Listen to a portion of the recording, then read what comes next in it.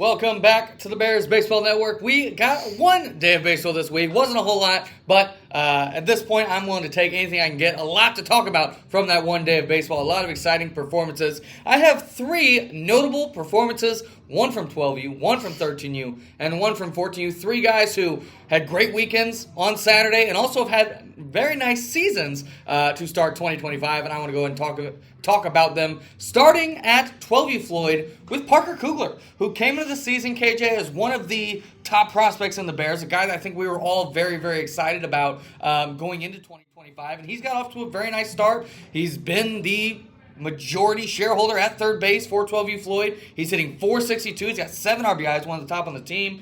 KJ, did you see this coming from Parker Kugler? Off to a nice start. What have you seen from Parker Kugler so far this year? Yeah, I've always been a big Parker Kugler fan. I thought he got much better this season playing BWL. I thought the first couple weeks he looked overmatched, and then last couple weeks he was hitting the ball really hard and getting some extra base hits in here. So I think it was only a matter of time before this guy took off. Bernie, I know this is a guy that you've liked since he walked through the door. Obviously, the size is there. The work ethic is there. I think this is a guy who's got a bright, bright future in the Bears organization. What have you seen from him so far in 2025? Do you feel like this is just a hot start to a new year, or do you see some real changes that have been made that he's taken a step forward? Yeah, I think this guy, we're a guy that took a big step forward over the course of the winter. I think going to 2025, man, I think that someone like me or you might think he belongs, but I think now that he thinks that he belongs, right? He knows he can do it, and I think that he's going to play a big role in that 12U Floyd spot. Yeah, I was going to say the confidence just has continued to grow. If he didn't believe he was a 12U Floyd caliber player at the beginning of the year, he certainly does now. He's starting to get that confidence, and I'm feeling like he could have a monster 2025 season. Let's go to 13U on the mound. Hunter Finley, an absolutely dominant outing. 4 2/3, 7 strikeouts, 2 walks, just 1 run on the mound. Bernie, this is a guy preseason I know we were very, very excited about. Me especially, I thought he could take a big step forward. And Bernie, after the game on Saturday, with the outing he had, you said if he pitches like that all year, he could be a top 2 pitcher for that Burnstill team. What did you see from Hunter Finley in this start, Bernie? Arguably the best he's ever had. Yeah, obviously you don't expect Hunter to go up there and be a flamethrower, but he was throwing hard, man. Especially for his size, and he basically did whatever he wanted on the mound. Any pitch and any count, it didn't matter. He could throw an 0-0 change right down the middle, he could throw one 0-2 in the dirt and get a swing and miss on it. It was all 3 pitches working for him that day. KJ, Fish Finley has always been a masterful control pitcher. He's always been able to put the ball in the strike zone. But what we saw on Saturday, a ton of swings and misses. I believe of his 7 strikeouts, 5 of them were swinging strikeouts, so he was forcing guys to try to hit his pitches, and they were very unsuccessful at it. KJ, how big is it that a pitcher can not just pound strikes, not just throw strikes with different pitches, but also have them move enough to where if you swing them, you're not going to touch them? What do you think about Hunter Finley this week? Yeah, I think this has been a long time coming for Hunter. I think we've always known he's got the stuff. He's a rare guy at this age to have multiple pitches that he can trust for strikes and multiple pitches that are nasty. So, yeah. Yeah, the changeup was very, very spectacular in this one. 5 of his strikeouts came on that changeup that he's been putting a lot of work in. Very, very impressive stuff from Hunter Finley. And moving on to 14U, going back to the hitting side, a guy who's off to a fantastic start to the year, had a nice day on Saturday. It's Owen Weibrecht, hitting .667, an OBP over 800. He had a double on Saturday that was absolutely crushed. This 14U Floyd team has not gotten to play as many games as everybody else. They've gotten really unlucky with the rain, but when they have played, Owen Weibrecht has looked very, very good. KJ, this is a guy we've always known. He's going to put the ball in play. He's always going to have the good plate discipline, but it seems like he's hitting the ball really hard, maybe even playing with more confidence. What have you seen from Owen Weibrecht offensively so far this year? Yeah, I think he's taken a big step up. I thought last year swinging hard has not really been an issue for him. I think it's been swinging hard while keeping the head down, making contact, and I think this year it's kind of coming together where he's not having nearly as much swing and misses, but he's not taking any bad speed away. So he's still swinging really hard. His exit velocity is higher than it's ever been, and he's making really loud contact. Yeah, I could see this guy having a big-time year. A guy who's this athletic has got such hand-eye coordination. If he figures it out, he's comfortable swinging hard. This is a guy who could be a Bears double leader contender as we get into the middle of the year. Bernie, on the defensive side of the ball, this is a guy who, when he joined the Bears, was touted as a defensive specialist in center field. Now he's moving to the infield, needed The 14 Floyd team needed a hole, filled it short. He's moved to the infield, and maybe a little bit rocky last fall to start. But to me, Bernie, he looks like a Gold Glove contender now at shortstop. What have you thought about that transformation for Owen Weibrecht, going from center to short, and what have you seen from him so far this year defensively? Yeah, he's been good this far. I think just how athletic Owen is, we always know he can make like a highlight reel type play, right? He can go get a ball anywhere with the best of them. But just making every single routine play, making sure we're focused on every single ground ball, I think he's done a very good job of that so far. Yeah, this 14 Floyd team, I think coming into the year, one of the big weaknesses was the defense, specifically in the infield, and I think that need has really been addressed. Big part of that is Owen Weibrecht playing absolute Gold Glove shortstop so far this year, so very, very excited to see what he brings to the table. Those are three guys who really stood out to me this weekend, but I did collect a list of a bunch of other guys, some hitters, some pitchers, and some prospects who have all got off to really nice starts. I want to get your guys' thoughts. Starting with this first group here of other interesting hitters, Ben Chartrand off to a nice start, a 971 OPS. He's another guy, very, very talented on defense. Braden Young, a 1321 OPS. He's been absolutely mashing the ball at the plate. Chase Sutherland, another guy, kind of known more as a great defender, a 1022 OPS at the plate. Whedon Hainline, known as a big pitcher, a 1411 OPS so far at the plate. And Ben Bonchek, again, a notably great defender, off to a great start. Bernie, Ben Chartrand, Braden Young, Chase Sutherland, Whedon Hainline, and Ben Bonchek. Which of those guys most interesting to you, their hot starts? Yeah, it's got to be Braden Young. Just from I've watched every single at bat this year, and he still has so much more to give when he's locked in.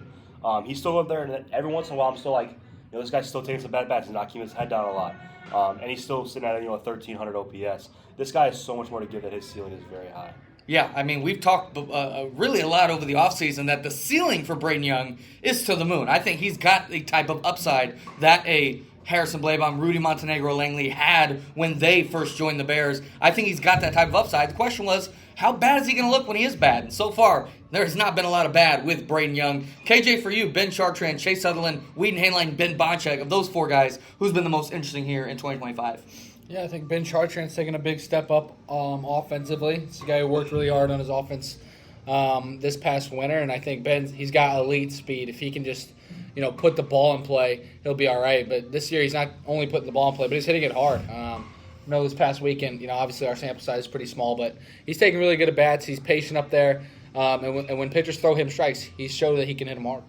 So far in 2025, we've been absolutely spoiled for a lot of great pitching performances, but I've found some guys who maybe aren't the conventional aces that we think of who are off to really nice starts. Let's talk about some interesting pitchers so far here in 2025. Landon Portell, so far 6 2/3 innings, 12 strikeouts, just 3 walks on the mound. Madden Hammontree, also on that 14 Floyd team, 5 innings, 4 strikeouts, just 1 walk. Connor Kennedy for 12U Floyd. 13U Burnstill, 5 innings, 4 Ks, 1 walk. His brother Knox Kennedy, 4.1 innings pitched for 12U Floyd, 3 strikeouts, no walks. And Whedon Hainline, 11 innings pitched, 9 strikeouts, no walks, absolutely dominant on the mound. These 5 guys, KJ, maybe not necessarily considered the top end of pitchers going into 2025. Who's been most interesting here? Do you see any of these guys maybe getting to that ace level in 2025? Yeah, I think Knox Kennedy is a pitcher who this past offseason, last fall, wasn't a guy you can necessarily count on to throw strikes. And not only now is he throwing strikes, but he throws very, very hard. The fact that he's gone almost 5 innings without a walk after not being a really interesting pitcher before this year has been really big to me. And this guy's elite speed. Once he gets a curveball, this guy's going to be one of the best. Yeah, it's very, very top-end control right now with the hardest velocity on the team on the mound. I agree. Knox Kennedy has been very, very interesting. Bernie, another guy from this list, Landon Portell, Madden Hammontree, Connor Kennedy, or Whedon Hainline. Who's been the most interesting to you here in 2025? Yeah, I'll go with Landon Portell. A guy who's looked, again, very good. I know he's made a lot of different changes over the offseason to his pitch mix. If he can kind of figure that out, get that curveball usage up here, this guy could easily be the 14U Floyd, ace here. If you're talking about a guy who could be his team's ace, I think Landon Portell is that guy. Yeah, very, very interesting stuff from Landon Portell. I think the stuff certainly is there. The control certainly is there. I could see him having a very nice year on the mound. I did want to mention Whedon Hainline on both of these lists as an interesting hitter and an interesting pitcher. This guy has just been doing it all. If we had an interesting fielders list, he would be on that as well because he's had a very nice season all around the board. But 11 innings, 0 walks.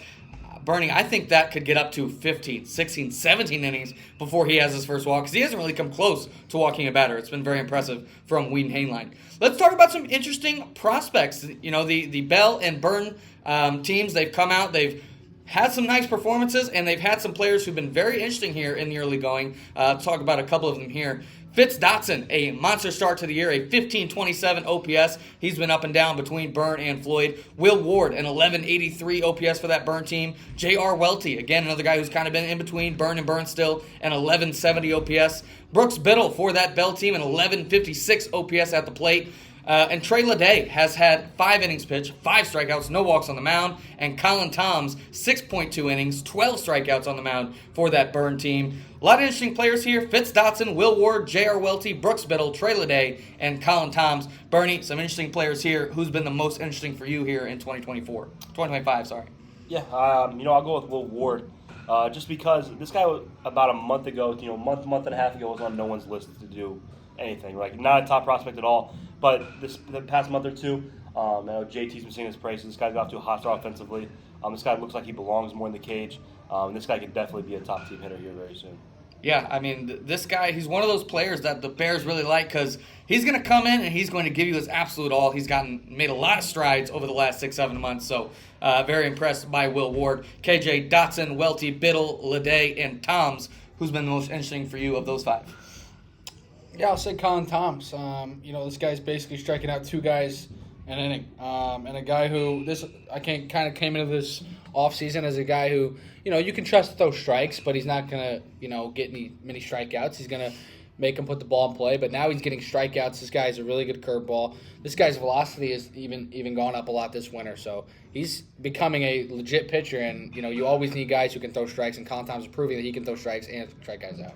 Yeah, Colin Toms, well over 60% strike percentage so far into this season. He's really developing the rest of his arsenal to go with that accurate fastball, and he's learning how to get guys out himself, not having to rely on the defense, which right now on a team that's a little bit worse defensively is really helping him. It's really helping that team stay in games, but when he gets that Burnstill squad where he has a great defense behind him, that ability to strike guys out is just as valuable. So I think Colin Toms doing all the things he needs to do.